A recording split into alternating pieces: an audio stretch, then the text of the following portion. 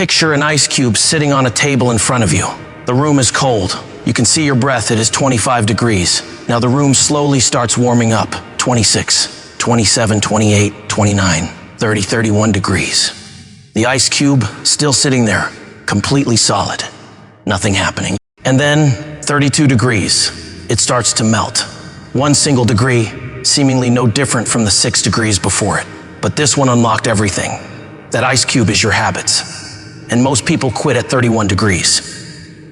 Here is the brutal reality of how change actually works and why it messes with your head. When you start a new habit, your brain builds a mental model of how progress should go.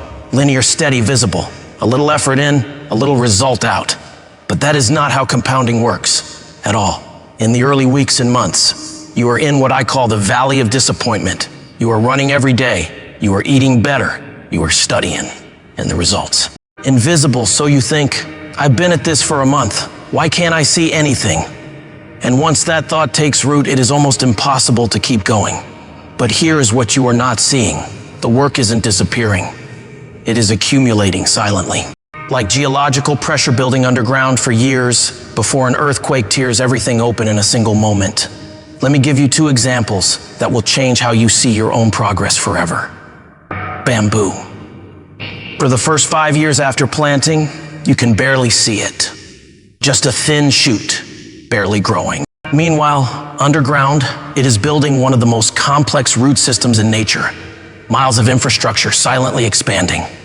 Then, in a single 6-week period, bamboo can shoot up 90 feet into the air. 90 feet. In 6 weeks, was it growing before that?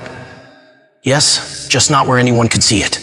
Now think about tectonic plates. 2 massive slabs of rock grinding against each other for millions of years. Tension building and building. And then one day, one ordinary moment of friction, exactly like the millions before it, causes an earthquake. Your habits work the same way.